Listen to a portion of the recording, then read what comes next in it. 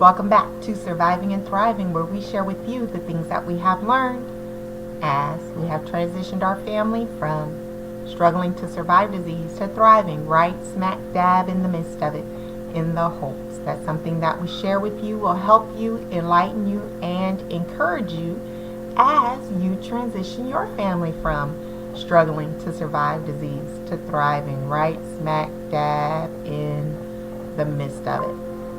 When you're going through sickness and disease, there are so many things that a body can go through, expected and unexpected, at so many times. And every disease plays itself out differently.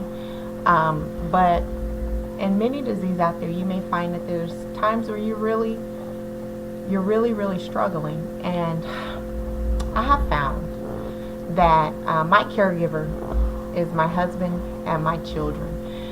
And I want to share with you some of the things that my family has done with me to help me to get through some really rough times, in the hopes that it would help you to get through some really rough times. And it's encouragement. You will be surprised how encouragement can help a person who's going through in their body in so many ways, to just sit there and say, you're doing good, you're going to make it, hang in there, I'm with you. You know, those things really matter, because within the person, sometimes you can think you're not doing good.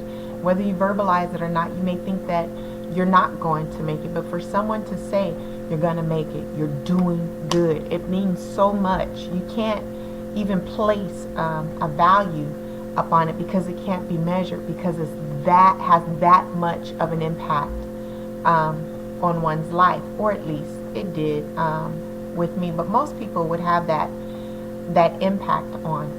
I remember I would go through bouts at different times and different seasons where I would just be vomiting and having diarrhea all at the same time, and it's not fun at all. And I'm sure a lot of you out there have experienced that too, where it's coming out both ends all at the same time, and you just feel like you're not gonna make it, right? You start sweating, you're getting hot, start feeling lightheaded, you know, it's hurting if you're dry heaving, and it's a mess, and you really need help during those times, right? During those times are really hard for me when those episodes would take place. But you all, my husband would sit there and talk me through it. And he would tell me, you're doing good, you're going to be all right, you're almost there, hang in there, Tammy, it's going to be okay. And I'm trying to tell you guys, it helped me to make it through it, because, you know, sometimes those episodes aren't short. Sometimes they can last long, and even if they are short, when you're going through it, it seems like it's taking forever, and that would mean so much to me. And another thing that I want to share with you guys is this: if you're a caregiver and you're taking care of someone, and say they're going through one of those type of episodes or something else, how you respond means so much. The look on your face, the touch that you give them, all that stuff means so much, because they're picking up on all of that, and they're zooming in on all of that. And so if you as a caregiver can still be loving, even in those ugly episodes and in those nasty times, that helps them a lot, because number one, they're going through a lot of things, and their body functions may be doing things that they have no control over. And especially if it's a marriage situation, the person that's going through is conscious of how their spouse is feeling and responding, and it means so much to them, and they're wondering, are you going to stay? Are you going to leave? What are you thinking about me right now? All those things are going through their heads. So the way you respond, it assures them that you're going to be around, and that you love them, and it helps them, encourages them to make it through.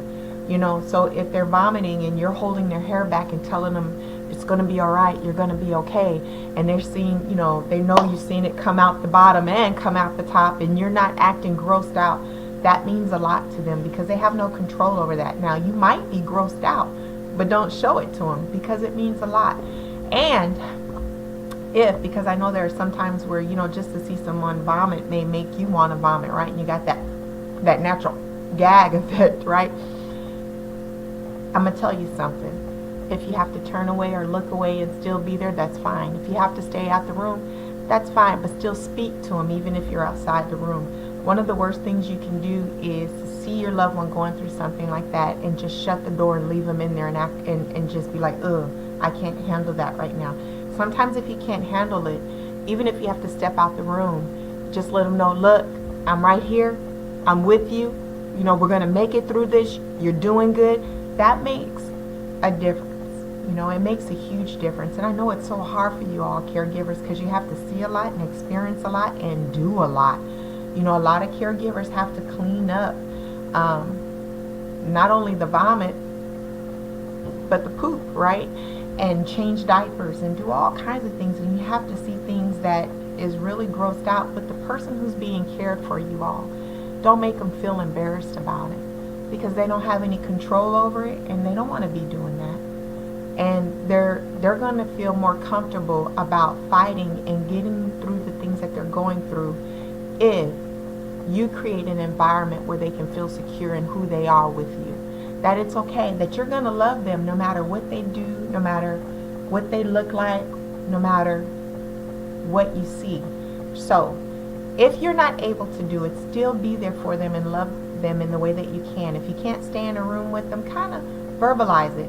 I was blessed, you all, that I have a family. I have a husband and multiple children. So there were times where my husband would have that natural, you know, gag effect, or it threw him off. He couldn't handle it that day.